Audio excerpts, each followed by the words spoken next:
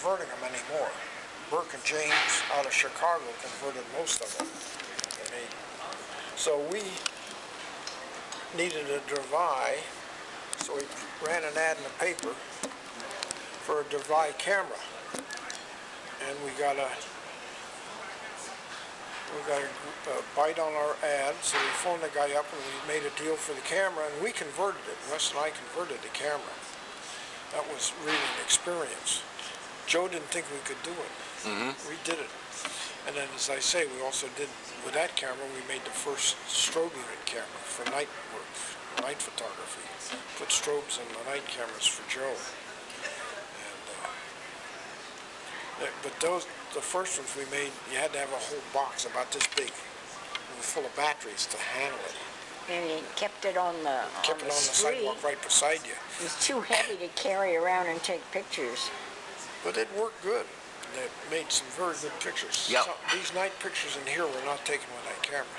You think those were with bulbs or what? No, those were from the light from the marquee. For the marquees. We used to buy, Joe would buy a roll of faster film than what we had.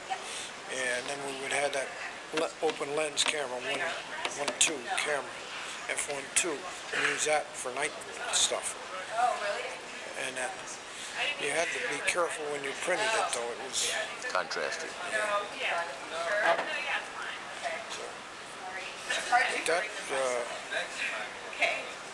But that's why I say that guy in the film, I don't know if he had one, but if he did, I don't know where he got it. Burke and James may have loaned him one. They might have had an old model back there. You never got it from Joe or you guys. Well, in the movie industry, if they need to go out and buy a camera, you know, they just go out and buy a camera. It's no more expensive than putting costumes on or anything else. Yeah, that's right. Just part of the business. Part of the expense, yeah, sure. That's right. So everybody had a uniform with cap? No, we only had caps. Caps, no uniforms, right. Well, Joe expected you to wear shirt and tie. Uh-huh. You expected to wear shirt, and then in the wintertime you wore a coat. He wanted you to dress reasonably. He didn't want you looking like a bum out in the street. Because every once in a while, I forget who it was, one of the inspectors from San Francisco PD would come around and check on your license. And he wanted you to look reasonable. Uh-huh, that was part of the deal. Part of the deal. And part of the deal was that there was no hassle. Money was not the problem. If somebody bitched, they get the money back. I have a problem with it. That kept all the bums off of it. Because you had to put up a bond for each cameraman, $250 bond, I think at the time.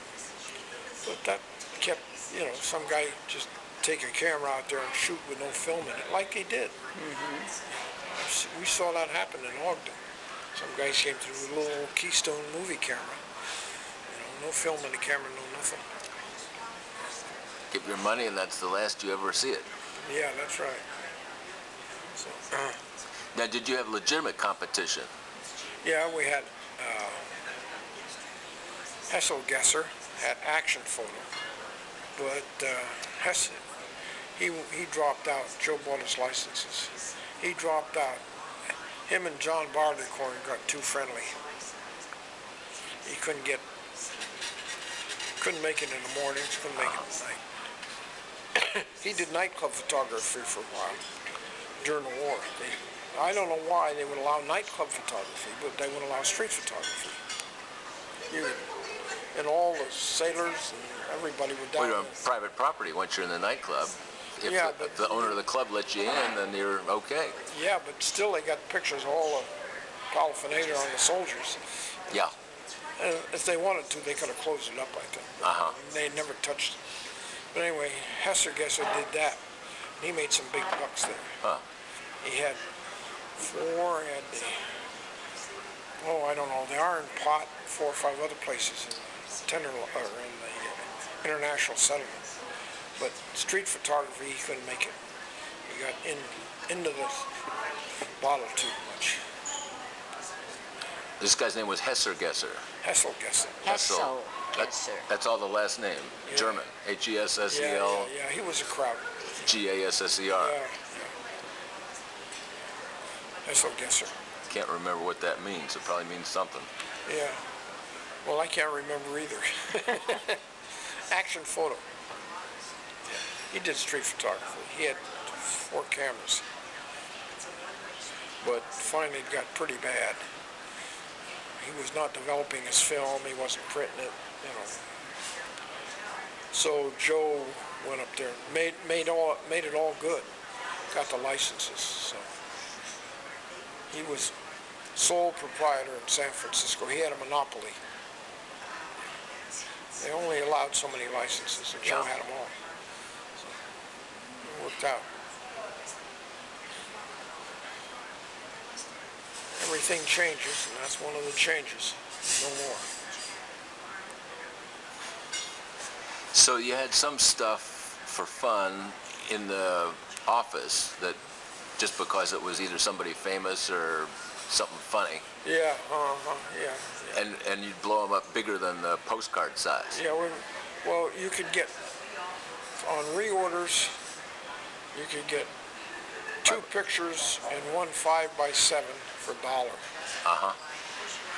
On reorders. You get the 5x7 on reorders. We never did 5x7s originally. Right. Get those on reorders. And we used to put those up mostly. And the cheapest they ever were in the early days was 50 cents or 25. 20. It started at 25 and then it moved up to 50. Yeah, 25. But that was when we used to shoot. Well, I wasn't doing it then. They used to shoot a roll of film a day. Guys got, I don't know, $5 a day for a roll of film. And they would hand out the cards.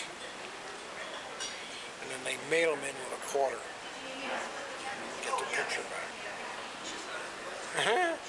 Quit after a while, though. One day they had, you know, the envelopes where you post prepaid postage. So if somebody collected all, they got a whole bunch of them and dumped them all over the street out there. And they had to pay to pick them up. And so the street department went and picked them all up and dumped them in a mailbox. So that stopped that for a while. All kinds of things happen in this world. Yeah. 50 cents and $1.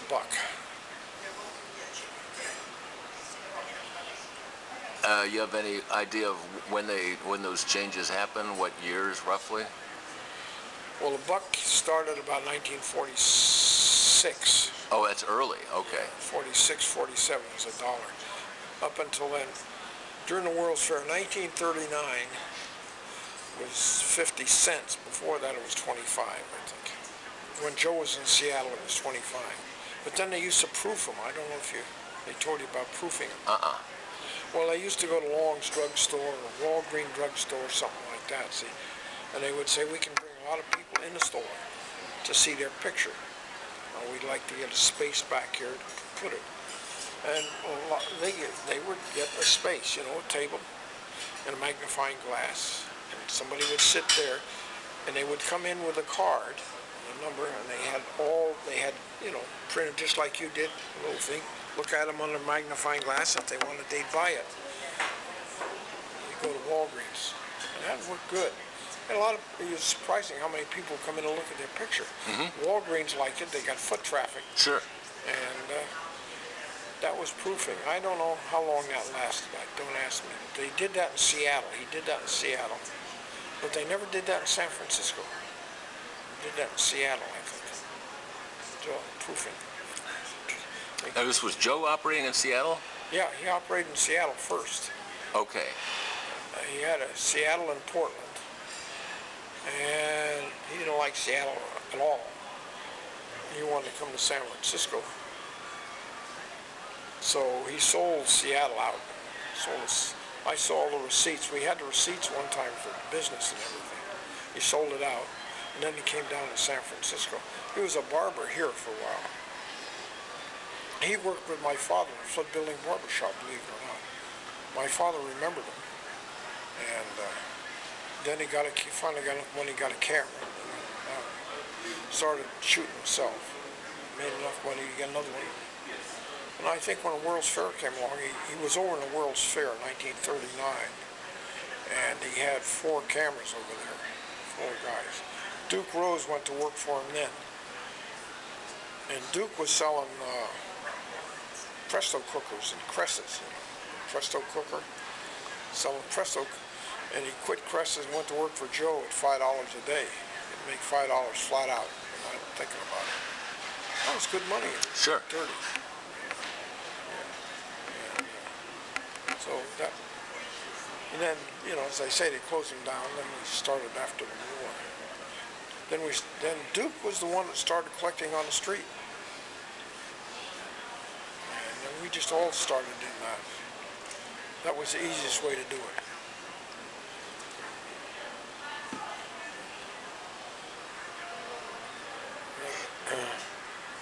Then it peaked, I don't know when it peaked, but it peaked, I guess, late 50s, early 60s. So you were already acquainted with him when the Payco installation Yeah, I installed the Payco, yeah. happened. Yeah, I installed that thing. I thought maybe that's where you first met. That's just where you first had your No, I'd met words. him before that. I wasn't working for him, and I don't know what I was doing. I was 5220 Club. I wasn't interested in working that. You remember the 5220 Club? No. Veterans got $20 a week for 52 weeks after they got out of the service. Okay. And I thought the 5220 Club was very inviting, so I went and joined that. Uh-huh. I can remember. What did that gal say?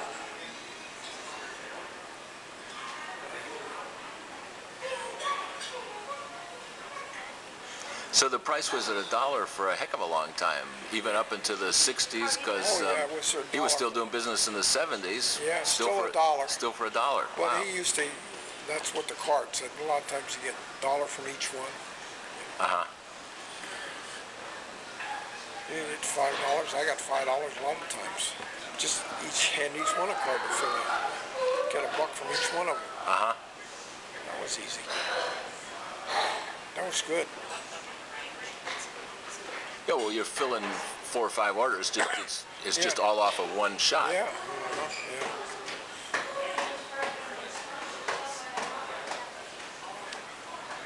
We didn't, that way, didn't waste film either.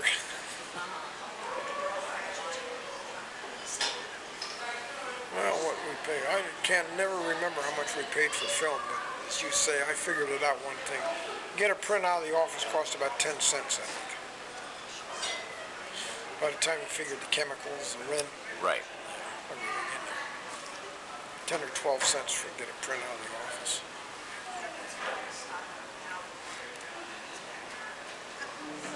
Now, what about people that were not happy to be photographed?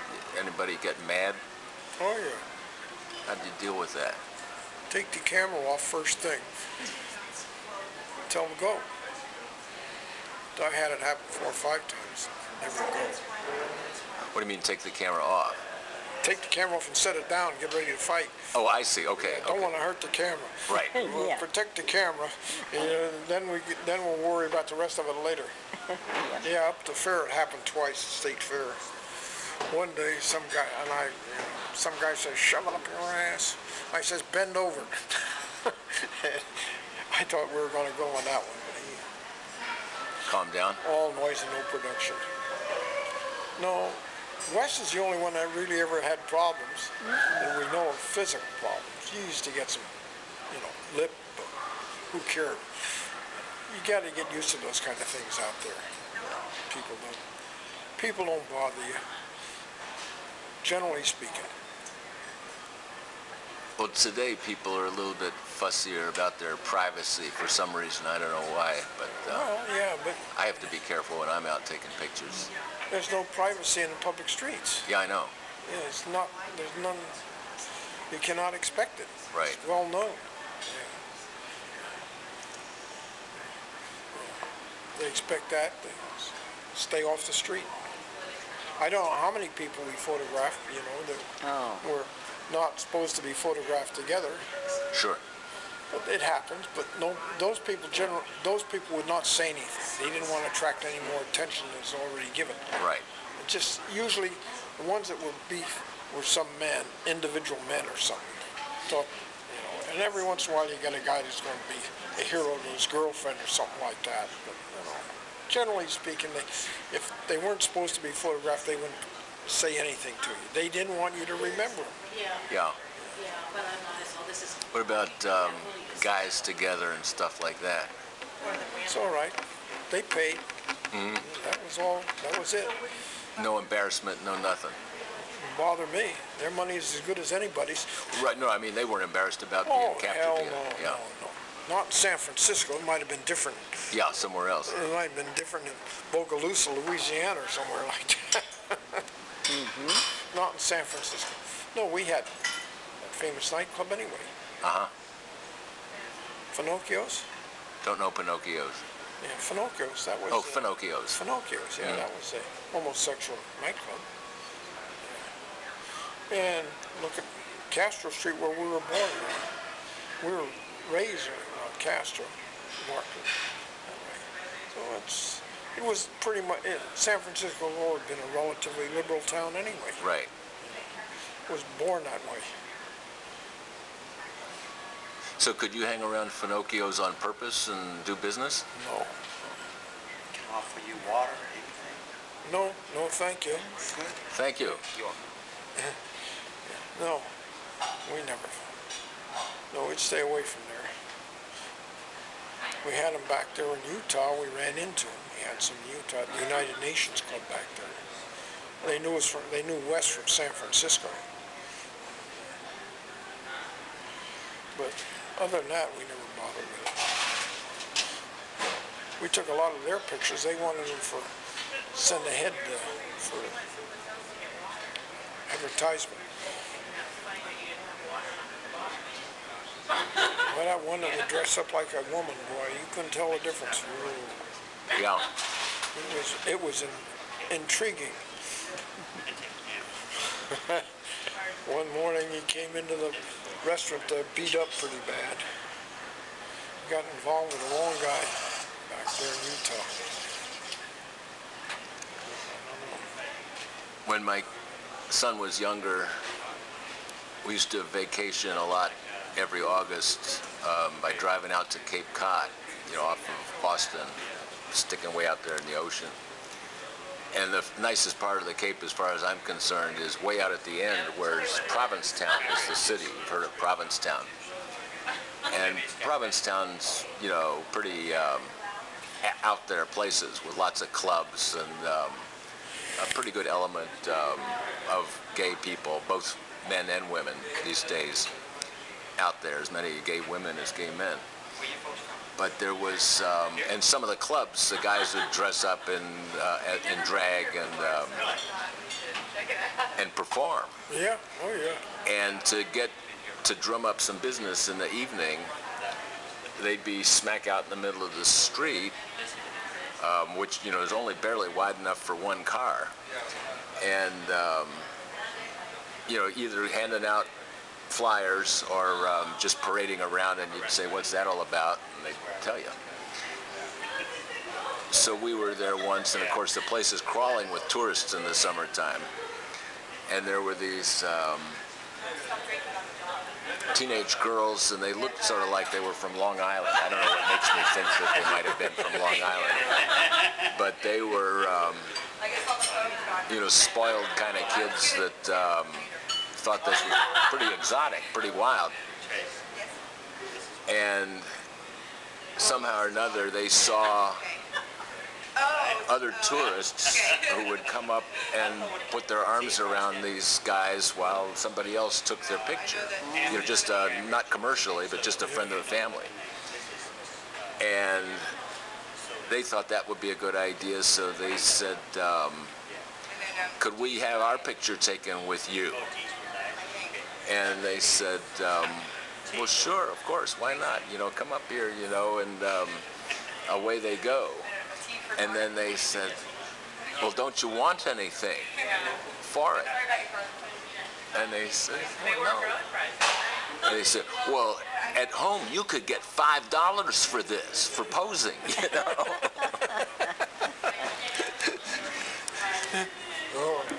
As if, posing's not something I do for free. We were in Darwin in Australia. And when you're in Darwin, you're at the end of the world. And that's way up north. So we go to this nightclub, see? And here comes these gals out there, and I couldn't tell. And they were putting on one hell of an act. And one of them come out and looked like she was pregnant. She goes, "Oh, it's time," and she runs back behind here, pop. And she comes out carrying this little colored doll. What do you think of my pickaninny? And we hadn't heard that term in years. They're about 20 years behind us then. And then we find out they're all homeless. And it was fun. They put on, the Australians didn't have any idea what they were talking about the flight of the moon. Oh. So the guy at the table next to us, they didn't know anything about what they were doing. And we were laughing. We were laughing so hard. Oh, they were funny. And you never expect to see them, when an act Not up there. way up there. And they were class. They were not, it was really a class act they put on up there. First class show. Yeah. Well, they had gambling up there. And they were trying to develop gambling up there to bring the Orientals in. They were building a big airport there. When was this? This was in Darwin, in Australia. They wanted to bring the Orientals over there to gamble. When you were there in the service? No, we went over there as tourists. As tourists, okay. Yeah, about 20 years ago. Yeah. They're having a hell of a time over there now, though, on the water. They have a big drought. They have a eucalyptus tree there, white, Ghost gum. and it's gorgeous. And there's not too many of them, and they're all dying now from lack of water. She was there a long time. Yeah, we still correspond with some people we met while we were there. No kidding. Yeah, we climbed Ayers Rock and came down, and the bus was waiting for us, and we sat next to them and got to talking, and they came and they spent 3 months with us. We toured them all through all our western states, and we still correspond with them.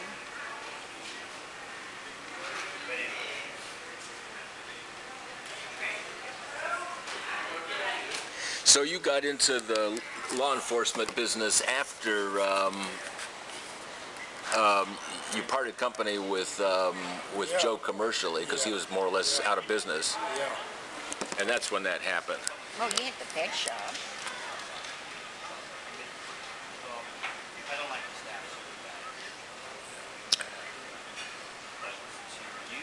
Let me think. What else should I ask while I got you here?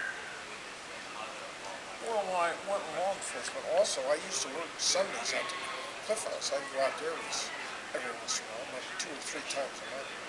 Because when we went working for sheriff's officer there, we was not making enough money. So that was a decent supplement just to go out and take pictures on a Sunday. That's right, yeah.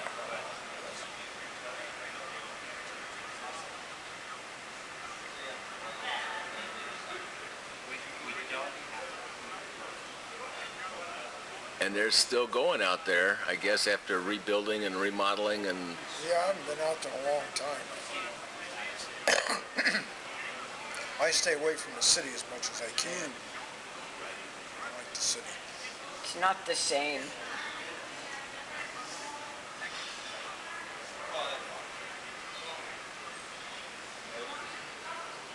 Well, you found I guess it was your place, so you didn't have to go looking for it, but No. You're far enough out not to be among all the heavy traffic of Sausalito. You can't stir that with a stick, I don't think. Yeah, you can. Yeah, we can go up there. You can drive up, park in front of the post office, or you can go to the store and park in front. Yeah, no parking meters.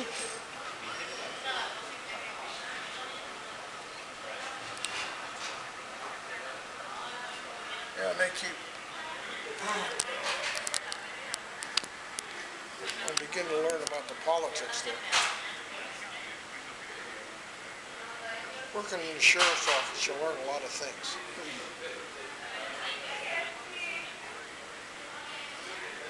Well, we live right on the lake. Uh-huh. And it's just, our road we live on is, would you say a mile? No, About half a mile. half a mile. And there's, how many? About a dozen houses?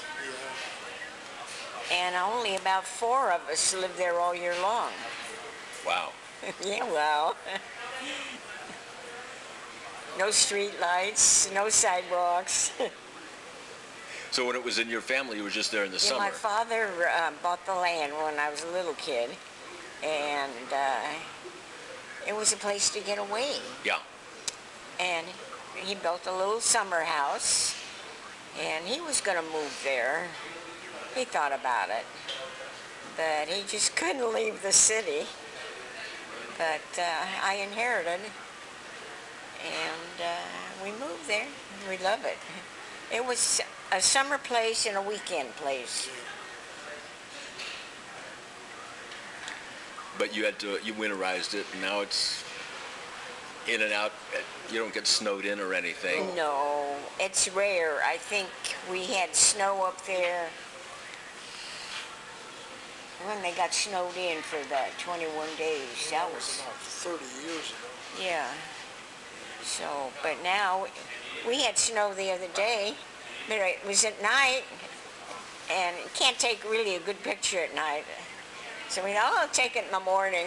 And It was all gone in the morning. Yeah. Your boat? Yeah, we got a boat. A pier, a boat.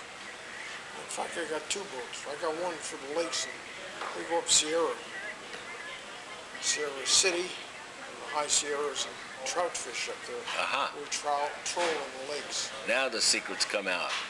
There's no secret. Yeah. No, that's great. No. Well, we used to go up there more than we do now. One of my friends used to live up there, and he died up there. We used to go fishing with him a lot. Yeah. And then the trailer park we stayed in up there changed hands. We had a little travel trailer, and everybody in the travel trailer came every year and spent the summer, and we knew everybody. And this one guy had every Friday he'd have a big barbecue dinner. Everybody bring something, and it was all the neighbors that lived there permanently, as well as all the people that just came in the summertime to the trailer park. We knew everybody. Everybody knew everybody else. We had a good time. Some of them were, they'd go up and dredge for gold. Wow. One guy had a gold mine up in the hills somewhere, we don't know where, and he'd get gold out of there. I mean, show us a nugget once in a while. No kidding. That's where she got that nugget. Wow, look at that. He's got a nugget too. Uh-huh. So do they assay that, or how do you know? How come we know it's gold? Yeah. Well, everybody up there knows everybody else. That looks like enough gold to be $1,000. No. Well, that's pretty close to $1,000. You think so? Wow. With a necklace. The necklace is 24 karat too. Okay. It's $1,000 in trouble. Well, some of the people that live up there all year, they go down and pan for gold in the stream right after a very bad rain where all the rocks get washed down. Yeah, it And they go exposes down some there new and look stuff. for gold, and that's how we bought this one when the fellas that lived up there did that. Yeah, there's a guy up there was a dealer. And, he'd buy it from all these guys. Well, a lot of those guys come up there and they pan gold during the summer. And then during the winter, they'd all quit going welfare. They'd go all year. So they didn't have a job, so why not? And then there was no records of the gold being sold. Right. Sort of a kind of business that's underground. That's right. There's an underground business up there in gold. Yeah. We get away with that in all these little tiny communities. Well, nobody really knows the magnitude of the underground economy in general. You know, it's probably much larger than anybody realizes. I know it. In our county, where we're living now in Lake County, it's immense. Yeah, people trading and bartering and doing just swap. Yeah, I'll do this for that. And, Yeah, oh yeah. Uh-huh. and it's all off the tax rolls and off of everything. It's all off licensed, non-licensed contractors. They do the biggest volume of business. Yeah. Yeah, I wouldn't be surprised if the underground economy is as large in America as the above-ground economy when you really add up all the little bits and pieces. I think every bit. I mean, it doesn't bother me at all to think that. Yeah, no, it doesn't bother me either. No, I mean, that's the way the world goes round. Been going around that way for ever since government invented taxes. People have invented ways to get around them. Sure. So it's going to keep going that way. It doesn't bother me either. And sometimes I think we can spend it better than the politicians. I agree there too. You know, we got this thing on the ballot this year. We'll let those Indians down there in Southern California have more slot machines. Well, they got big ads on television against it, but you know where the money's coming from? It's coming out of Nevada. You know, Nevada's. Las Vegas sure as hell doesn't want all that competition down there in LA when they don't have to drive across the desert to get to Las Vegas. Uh-huh. And it says one Las Vegas gambling casino over there is spending money to defeat this proposition. Yeah, well, that can be true, but every other gambling casino in Las Vegas has given this gambling casino the money to ship to California for them. And so it doesn't look that bad. Right. Well, we used to go to Reno. This is years ago, and they'd have big shows, big dinner shows, fantastic Red Skelton and all those. And now that we have Indian gambling in California, the shows are down to nothing. They don't even have them now. They got money out like they did.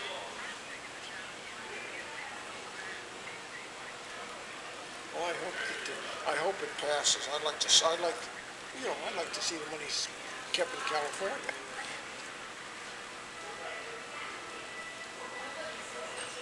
Then we have the religious element that doesn't want any gambling. So.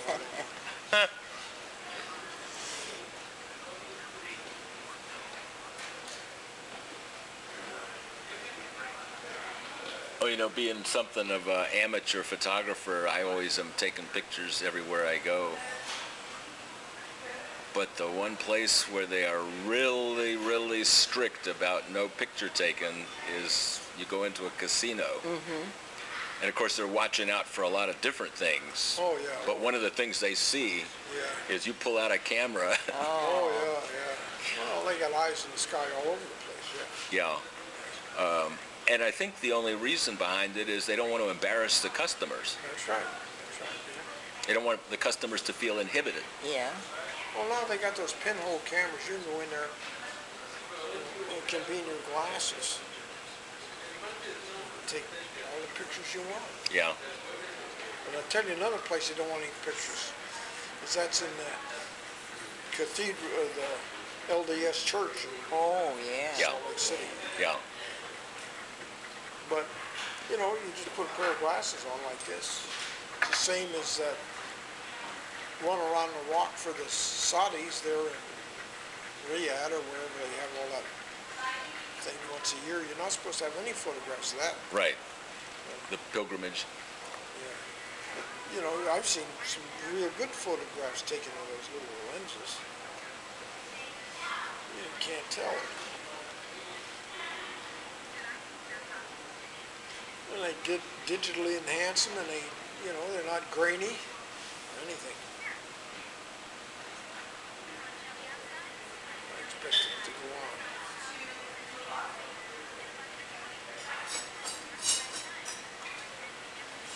They're looking out mostly for cheats.